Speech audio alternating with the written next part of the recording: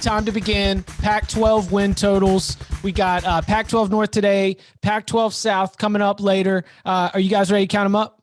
Let's do it. Yes. As much as I think it's the under is a safe play, like I can't even. Count them up. Count them up. How many games are gonna win this fall?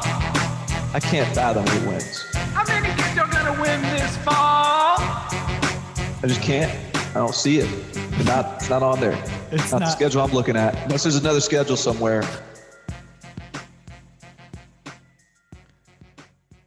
And once again, all of these totals are set by Tom. Ready for it? The Edgewater Sportsbook and Entertainment Emporium. And buffet. And now introducing socially distanced buffet. We begin in the Pac-12 North with the highest win total. Remember, 6 conference games and then a 7th championship week. Conference championship game on Friday, Saturday with an extra game matched up between teams to be able to give them a little bit of extra football. The over-under win total on the 6-game schedule for the Oregon Ducks set at 5.5. The home games include Stanford, UCLA, and Washington. The road games, you go to Oregon State, to Washington State, and to Cal. There's been, we spent a lot of time talking about this Oregon team. Just sort of it comes up in the mailbag a lot. We've got a lot of Oregon listeners. Comes up in terms of, I feel like we were a little bit on the forefront of it, both like being a little bit critical of Mario Cristobal, like from a betting perspective, right? Like, what was it? The 2018 season had some game management, and then all of a sudden we were suckered into the other side. We've seen the program development really take off, especially with the way that as Cristobal he builds this team out from the trenches, tough defense, great defensive line, great offensive line. 5.5 suggests, we're talking about 6-0, we're talking about 5-1. Barton, how do you see the Duck season playing out? I think 5.5 games. Look, this is, first of all, let's make sure that we clarify the rules here from the Edgewater, and these win totals do not include championship week. Correct. These are not these are not 5.5 out of 7. This is 5.5 out of 6. Correct. So look, we don't have a whole lot of precedent here to look to guide us from 6-game seasons. So it's a little bit of this is a weird place to be here where, all right, what sounds, obviously 6 wins sounds very much attainable. 0 losses sounds kind of daunting.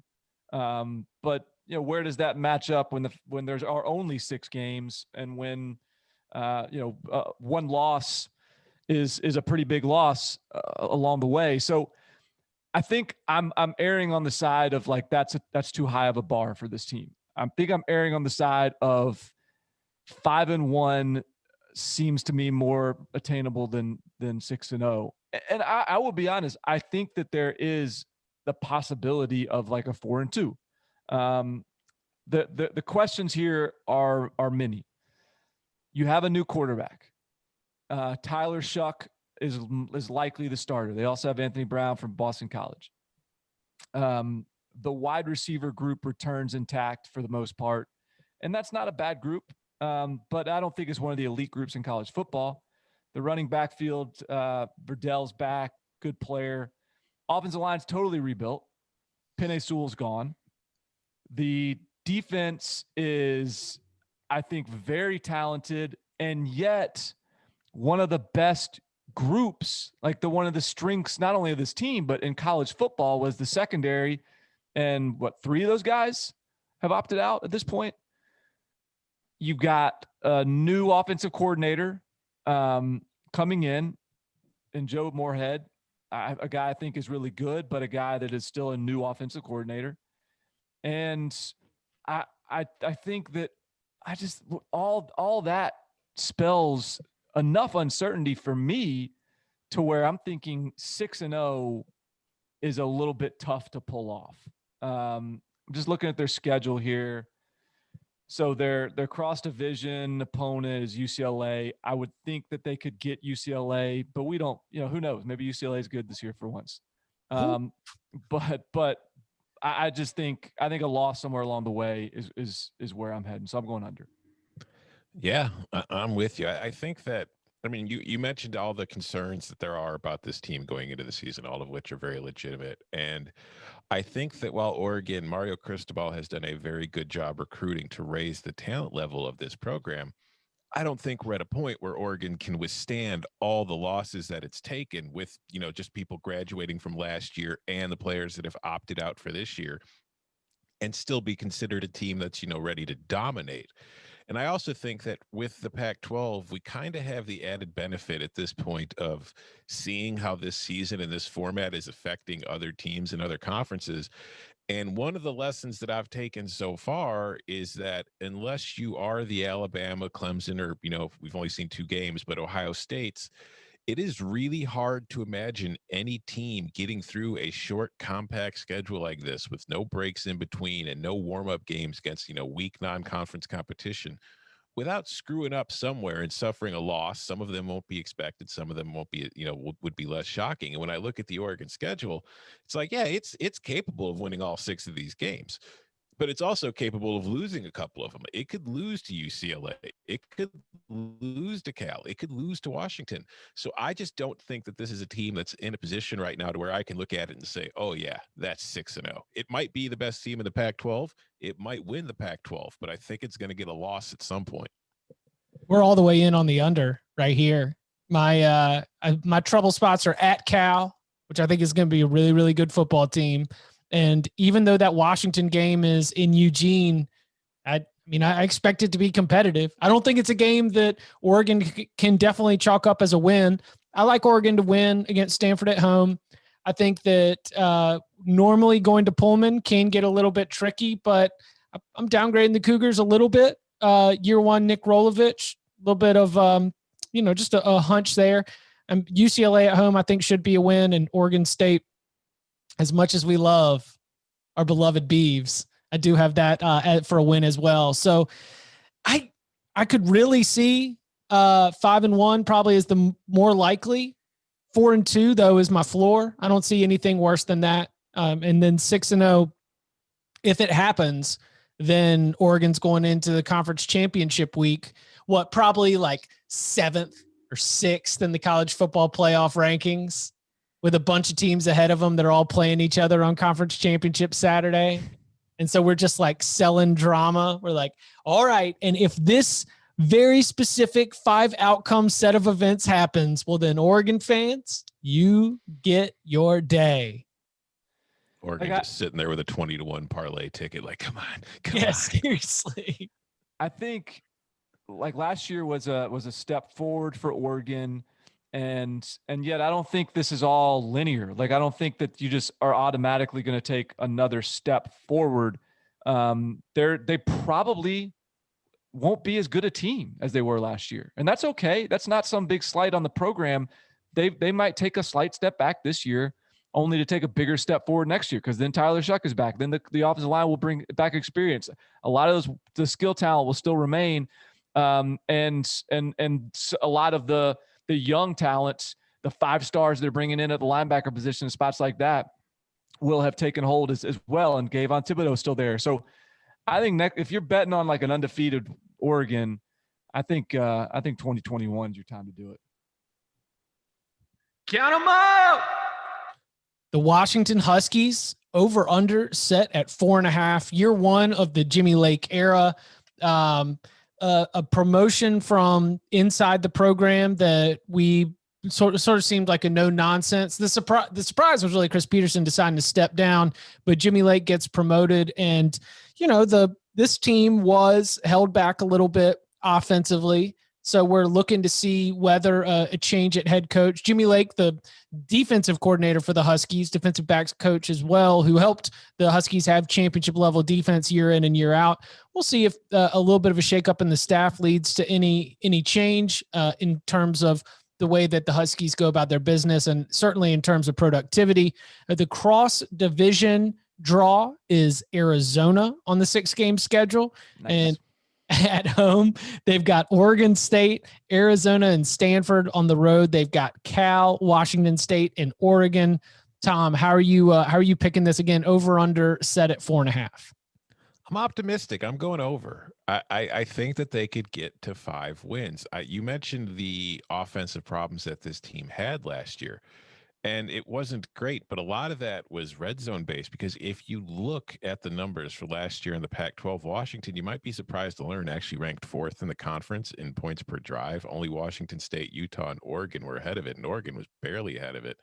The problem for Washington, like I said, was in the red zone. They really had trouble cashing in for touchdowns. They had to settle for field goals all too often. On the other side of the ball, defensively, they were Washington. And I think that they're going to continue to be Washington with Jimmy Lake. And I think that with Jimmy Lake taking over, maybe putting in some energy into the program that maybe had been lacking, not that Chris Peterson wasn't 100% dedicated to his job, but if the act of retiring was on his mind and something he was considering, it's not hard to see that seeping into the way he was approaching things, and maybe just, letting go of the rope a little bit for Washington last year, which helped lead to an 8-5 season. So I think that was a team last year that was better than its record suggests. I think that defensively, they're still going to be very sound. And I think you mentioned the schedule. I think they've got a beneficial schedule. Starting on the road at Cal will not be easy. That could be a tough game, but I think they can get Oregon State. I think drawing Arizona from the South, that is as good as you can hope for the most part when it comes to your cross-division game. Washington State's taking a step backwards, I think, this year. Stanford, we'll let Barton rip it apart later. I'm sure he's going to. And then there's the game against Oregon, which I think they're very much capable of winning. So if it's looking at a 5-1, 6-0 kind of season, I think that's very much in play for the Huskies. I'm going over. I'm surprised at that a little bit, because I'm also on the over, and I kind of thought I'd be a little bit on an island with that one.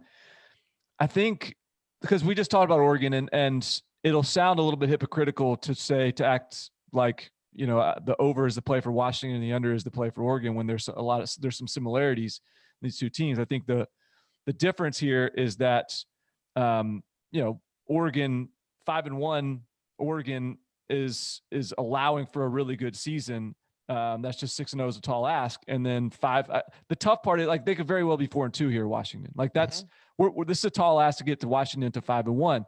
But I think, again, there was a little bit of Oregon hit a really high point on the trend line for their program, and now it's going to take a little bit of a step back as it reaches for another, like, even higher point.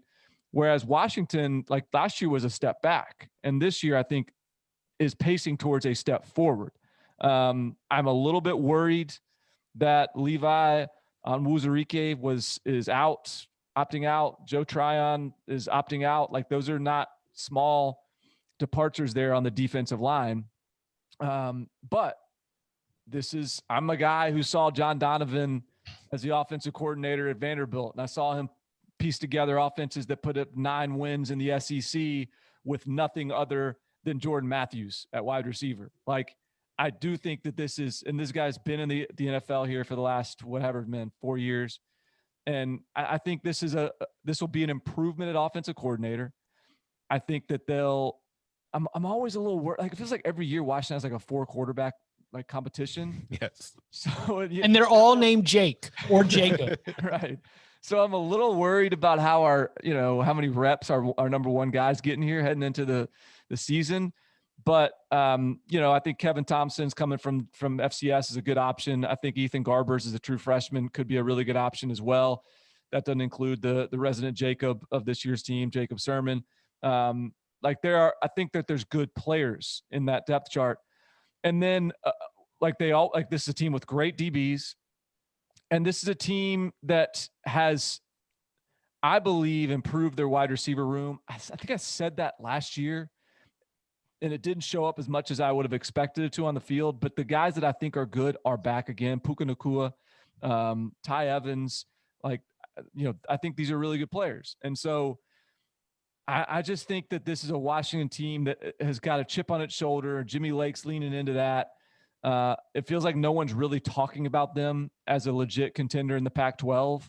And to me, I guess the contrarian in me just believes that that is a recipe for a team that's poised to have a pretty good year. But I've got it as, but by the way, I'm on the over too. I officially in my like cold calculations was a push, but I had so many unders that I've picked throughout the Pac-12 that I had to take some of my pushes and push them over. And it's the idea that I have a lot of confidence that Washington can go to Eugene and knock off Oregon. Like that is a game that I absolutely think they can win in a way that I don't know if there's any other team in the Pac-12 that I would trust to be able to go to Eugene and knock off Oregon. But I still don't have enough there that makes me feel totally confident that they're going to be able to get through the entire schedule undefeated. I mean, it was a team that when I did my analysis, I ended up with a bunch of toss-ups. Like I think Washington can go to Oregon and take down the Ducks. I also believe that Washington could lose to Stanford. Like those two things, I think that's the variance that we've got with this particular Huskies team. And of course that trip to Cal, I think it's going to be really tough with just two really solid defenses going up against each other.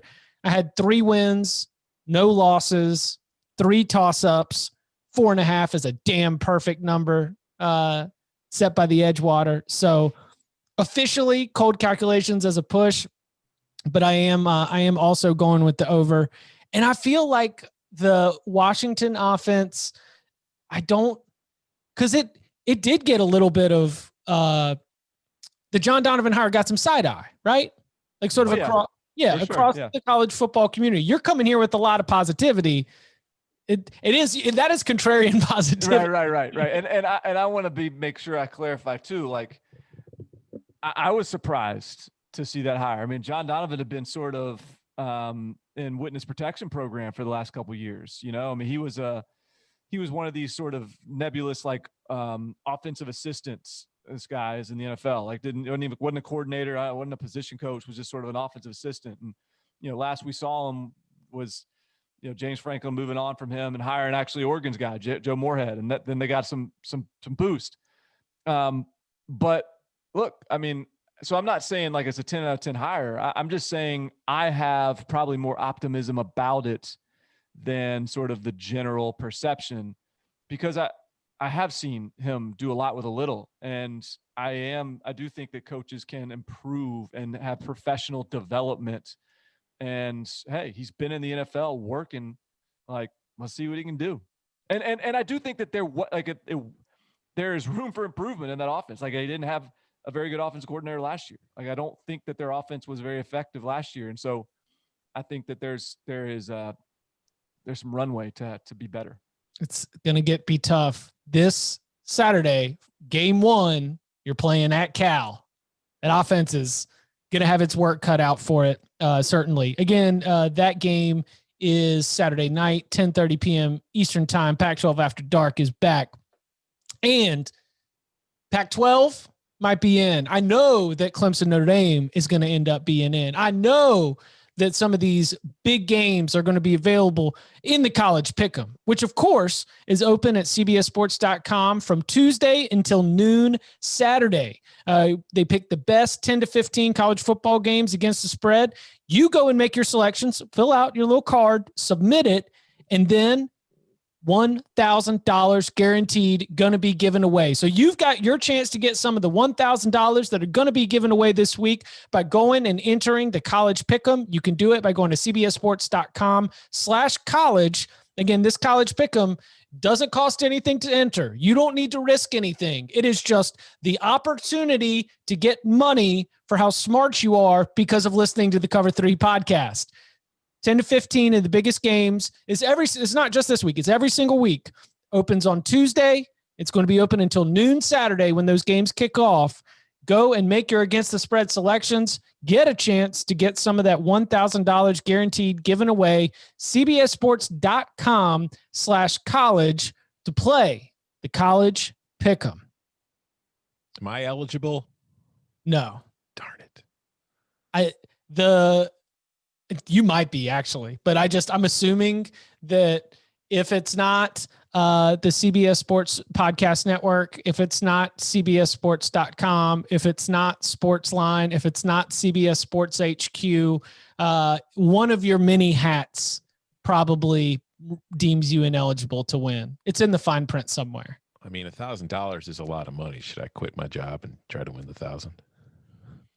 I would not recommend it. Why don't you stick to Champions League parlays? Oh, those aren't going great today, Chip. Okay. That means not great for me either. All right, let's turn our attention. We mentioned the Cal Bears.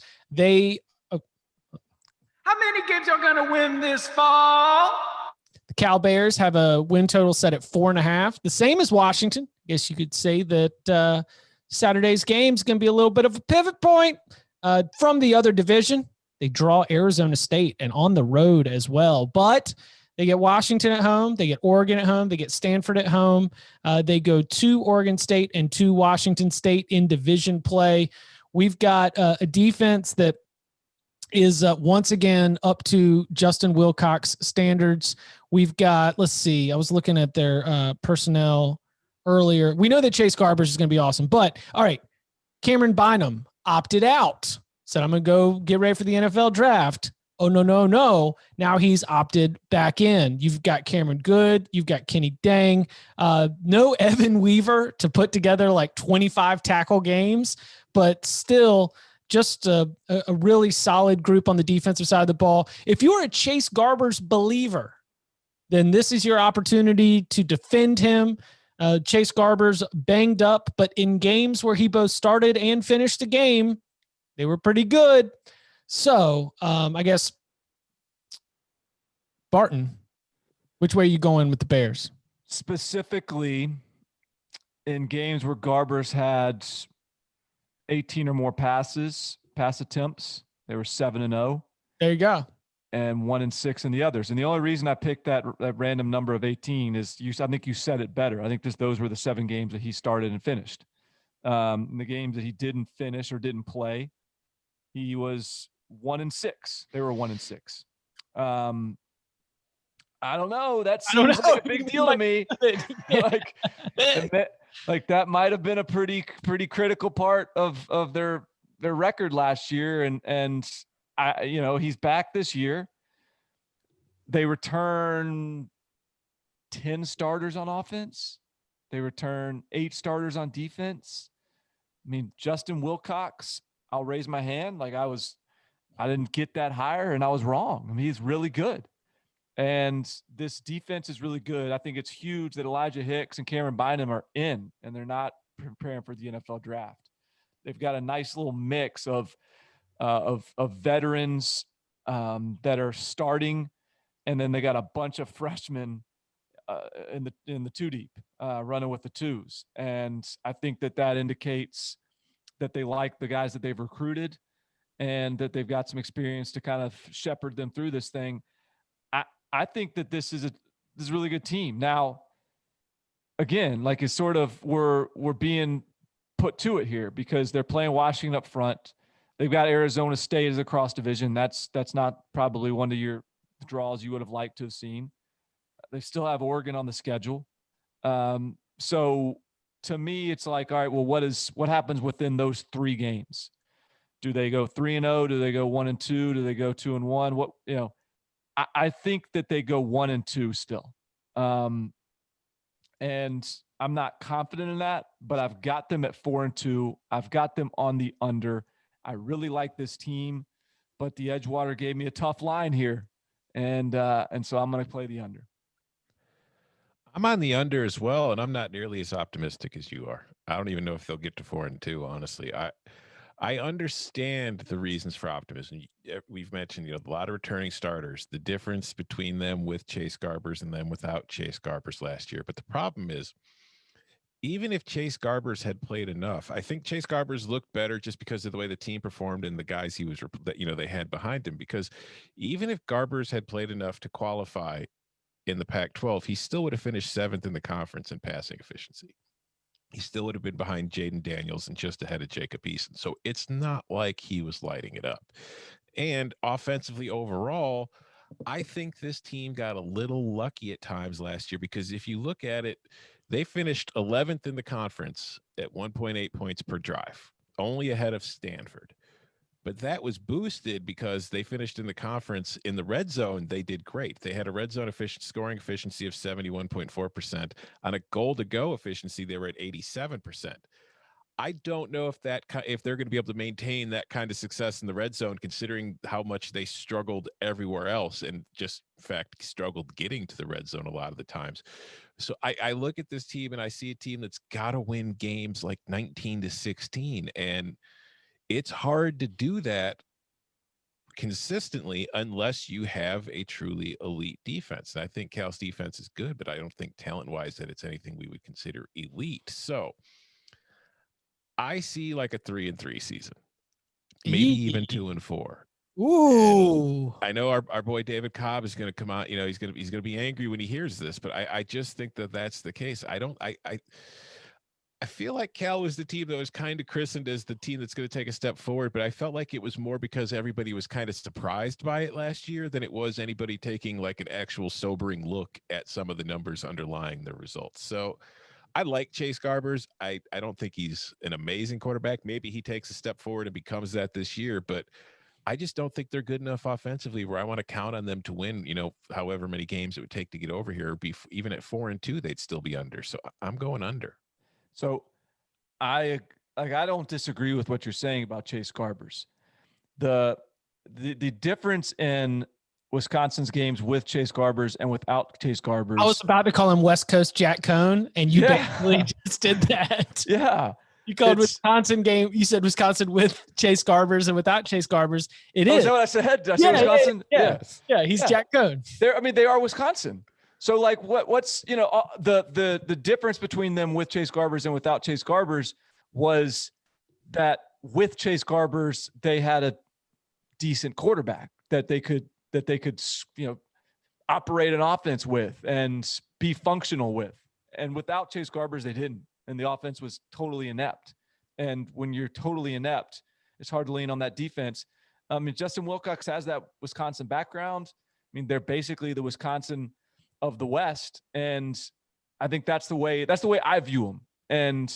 And so I don't get too caught up in who the quarterback is for Wisconsin because they're going to figure out a way. And I'm starting to trust Cal to just figure out a way because I think that their defense is good and Justin Wilcox has got those guys ready.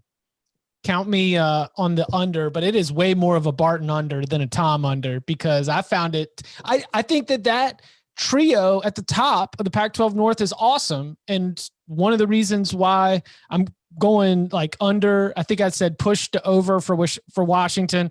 And then this was a push to under where I think the wins are Oregon State, Stanford, and Washington State. And I think the toss-ups are Washington, Arizona State, and Oregon. So this is the hinge game. Like if Cal loses to Washington, then this is an under. And if Cal beats Washington, I think this is an over. And I think they can go 5-1. But I am far more optimistic about Cal. I'm excited about Cal. And having all three of those teams really good in the Pac-12 North is making that division really tough. It makes Oregon's chances of going undefeated very, very slim just because I think highly of where Cal, in addition to Washington, is at. So I'm on the under, but I don't see a 3-3 or a 2-4. So far, the only disagreement any of us have had is just on how many games Cal will win while finishing under the total. Right. I got a lot of unders out here in the Pac-12. I don't know how the schedule ended up breaking that way, but it's just where I'm at. Count 'em up. Coming up on the other side, we take a look at the rest of the Pac-12 North. Can Stanford get back? What to expect from Nick Rolovich in Washington State and our beloved Beavs. Jonathan Smith back again. We break down the schedule next. All right, so next up in the countdown, we're going from most wins to least wins according to the Edgewater Sportsbook and Emporium. Stanford set at 3.5. The cross division, man, that is a fortunate. We mentioned Arizona as being like maybe the best thing you could see if you're a Pac-12 North. How about Colorado at home? Yeah, that's going to be something that's going to make you feel better about yourself. The Cardinal, again, 3.5. Tom, which way are you going? Do you see a 500 season for Stanford? Yeah, I'm going under. I'm going under at 3-3 because I think they're definitely losing the opener against Oregon. I don't know what we've seen from Stanford last year or going into this year to think that they're going to win that game unless it's just a crazy, stupid game where weird things happen. But I do think that Colorado game very winnable for Stanford. I think that Washington State is very winnable at home for Stanford. So then I got 3 games left. I'm sitting at 1-2. I got Cal on the road. To me, as we've discussed, that's more of a coin flip than I think you guys probably feel. To me, I think that Stanford could easily win that game just as well as it could lose it. Washington on the road, that's a tough pill to swallow. And then Oregon State at home, that's somewhat of a coin flip to me too. But so I think that best case scenario, we're looking at 3-3. So we're under the total here. I'm under. Shocker. So let me, where do I want to go? I mean, look, here's probably my biggest issue here is the fact that this is one of these programs that has barely been able to get guys on campus. I mean, they had guys have flown home, for the summer, for the fall. And now they're back on campus. Like, I don't know how much, like, it's taken them a while to even be able to meet together. Like, it's just, I think that they're facing a little bit, and there's a couple of schools like this. I think obviously we didn't mention this with Cal. Cal probably has some similar issues in terms of just the challenges that the COVID era has presented. I think Stanford is one of the ones that's tough. So there's that before I even get to just the decay. Identity crisis. We'll see what it looks like this year. I mean, maybe they figure it out. I mean, it doesn't help that they lost Walker Little to opting out to the NFL draft, who I don't know what he gets drafted, but he had a chance to play himself into the first round if he's not a first rounder already at left tackle. And I mean, Davis Mills is legit. I think he's a big time quarterback, but this guy has struggled with injuries his whole career. The offensive line has not been consistent since Mike Bloomgren left. I think Simi Fehoko, who's a sophomore this year, he was a freshman last year coming off of a LDS mission. He had a good freshman season. Maybe he can break through and be a weapon for Stanford. But like realistically, I don't see a ton of guys that worry me as perimeter threats. Defensively, it feels like it's been a while since this has been the Stanford that just totally suffocates teams on that side of the ball. I just think things are still. I have no reason to believe that the decay has ceased, and so I am on the under here. I mean, I think that the fact that they get Washington State and Oregon State at home keep me from thinking that this might be a 2-4 season for Stanford. Like I definitely am on the under, and I am like, I consider those to be toss-ups. I think that Colorado home game is the only certain win on the Stanford schedule the way that I see it. So, yeah, I'm not going to try to talk myself into bringing Stanford back to a stage and a status that we haven't seen in a couple years. So, especially not during this particular season. So I will absolutely be also on the under. How many games y'all gonna win this fall? Which brings us to Washington State. Nick Rolovich comes in to take over for Mike Leach, and he inherits a program that should still be able to be productive offensively. They've got, from the cross division, they play at USC from the Pac-12 South. Home games are Oregon, Washington, and Cal. Oof. Road games at USC, at Oregon State, at Stanford. So we did run and shoot, but it wasn't really all necessarily run and shoot. We were just certainly moving up tempo, trying to be productive at Hawaii. What is that going to look like as he comes in? How much of that was just Nick Rolovich leaning into his personnel? What does he inherit? Like, I feel like there's a lot more questions with the Cougars than I necessarily have answers for. Our over/under set at 1.5. Barton, which way are you going?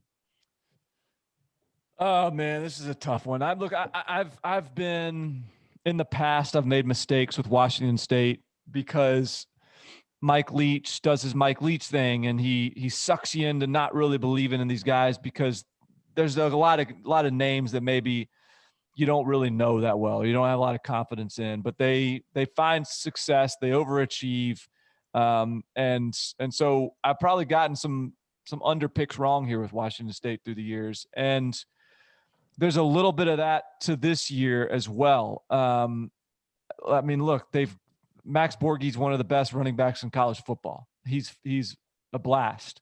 Abe Lucas is a high-end NFL draft prospect at offensive tackle. They've got guys that can catch the ball on the outside. They are starting a true freshman at quarterback in Jaden DeLaura. I don't know how I feel about that. I mean, he beat out some guys that Cameron Cooper and Gunnar Cruz those guys are talented. I mean, they're not bums, and he beat those guys out. So I don't know. Maybe it's a good thing that he's a starter. Maybe that means that he's been forged through the fire of competition. But I think that when I just the roster, when I compare it to the other teams, when you talk about they have 0 spring practices, they've got a new head coach, new system. I don't know. I've got a hard time going over whatever the number is. Someone's got to go under, and Washington State is just not one that I have a lot of confidence in. So I'm playing the under here. Same. It's I mean, I don't know how difficult or strange the transition would be going from like an air raid to a run and shoot. I suspect that it's not going to be that drastically different for a lot of the returning players that are coming into this new offense. And I think that is a good sign. But you mentioned Jaden DeLaura taking over as a true freshman. He's starting the first game, and maybe that's a good sign in that he was able to win the competition. But it could also be Nick Rolovich looking at this season and saying, well, year 0. It's year 0, kind of a transition. Let me get my kids some experience because, there was no spring. There was no real camp leading up to the season. So because it's like, I don't know how much he could have done in practice to really say, wow, that guy is clearly our number 1 starter going into the season. And I think it could be more of that situation, but there are just too many questions with this team because of all that stuff for me to feel super confident about it. Like that Oregon State to open, I'd lean Oregon State. Oregon, I think that's a loss. At Stanford, I'm leaning Stanford. Versus Washington, I think that's a loss. At USC, I think that's a loss. At Cal, I think that's a loss. So when I go through it, it's like I don't see the game where it's like I feel comfortable saying that, yeah, they've got a better chance to win that one than lose it. I do think they're going to get a win somewhere, though. It's just I don't think they're going to get 2. So I'm going to stick with the under. Where's the second win? Where? Is it something about the 6-game schedule? Is that what has us in lockstep right now? We need more games to be able to spice up like the opinions on it. It's just not as much variance because it's like everybody. When there's a smaller schedule, it's easier to agree. Yeah, I don't see a second win. I think I am ready to be proven wrong because I remember wasn't the higher over like national championship game weekend. I think it knew one of those like news breaks, but everybody's so in the midst of something else. The actual news just sort of like flies a little bit like below the radar. Yeah, it might have been national championship weekend. It was something because it was definitely one of those. Oh well, don't really have time for that right now. Kind of. Yeah. Hey, somebody, can you knock out that post real quick because we've got this other thing going on over here. That's that sort of situation. Because I had some conversations with some people in New Orleans, and I was admitting I was like, look. I haven't been to a Hawaii game. Like I don't outside of like watching it while the podcast uploads, just sort of as my lullaby to tuck myself in as the instant reaction pod is getting sent to subscribers. I don't have, and what my other note was knowing that you better have 2 quarterbacks ready because Nick Rolovich is going to pull his first quarterback in like the second quarter, put in the backup, then he's going to pull him and switch him back. I just didn't have a good feel for what to expect. I mean, the Britney Spears impersonator at Mountain West Median Days, like there's all these little items that you could grab that are shiny objects to make me be excited about the idea of Nick Rolovich at Washington State. But, he also kind of mismanaged a player trying to decide whether or not he's going to opt out earlier this year. Things were not exactly handled in the most smooth manner in that case. Not the best situation to have a player feel like he needs to tape a conversation that he's having with you. I wouldn't say trust is particularly high in the locker room, but that plays no impact on my decision here, which is also to go under. It is just a matter of, like, very simply, I think that at USC is a tough cross-division game. And when the toss-ups that I've got are both on the road at Oregon State and at Stanford, chances are not good that there's a second win there. I think that Washington State probably wins one, but I don't know where the second one comes from. Count 'em out! Which brings us to our beloved Beavs and Oregon State. Oregon State gets out of the cross division, has to go to Salt Lake City to play Utah. They get Washington State at home, Cal at home, Oregon at home, at Washington and at Stanford are the road games in division play. Barton, we have we've come a long way with this this Oregon State program, and I wish that we had non-conference games to be able to throw, like, on the lockup Oregon State. Like, I wish we had a Colorado on the schedule or an Arizona, where that the disrespect would have them as like a short dog or even just a narrow favorite. It's like, oh no, Oregon State's gonna. This is a game they win. This is a game where they flex how far they've come. I don't know how many opportunities there are here. 1.5 is our total. Which way are you going? Okay. This is a team that they won 4 games in the Pac-12 last year. Mm-hmm. They won 4. All right. We together in our fandom with Oregon State have traversed beyond the idea of moral victories. Mm-hmm. We have developed, we have improved. We saw meaningful steps forward last year. I know how hard it's going to be. I know that the road is going to be rocky. I get it. There's going to be challenges ahead, but in a year like 2020, you got to believe in something. You just have to have some sort of faith in something. And I have faith in the Beavs, in my Beavers. 1.5. 1.5 games. Their schedule is Washington State, Washington, Cal, Oregon, Utah, Stanford. I believe amongst those games, there is 2 that I have a very hard time envisioning them win. There is 4 that I believe there is a scenario within which they can win it. This team, I know that they got a new quarterback, and that was a big part of their success last year. But Tristan Gebbia is a gym rat. He is not a specimen by any stretch of the imagination, but he is a smart, accurate quarterback who will be able to operate the offense effectively. He will be able to win you some football games. Their defense is, let's see, they returned 9 starters, okay? And amongst them, let me pull up their depth chart real quick. So Hamilcar Rashed is like a stud, like an NFL stud. They've got Addison Gums, Omar Spates, Avery Roberts, like all guys that are legit Power 5 high-end starters. David Morris is really good. Like, they've got players on that side of the ball. They've got a good running back in Jamar Jefferson. There is enough here for me to cling to, for me to lean into hope. For once in 2020, Oregon State goes over.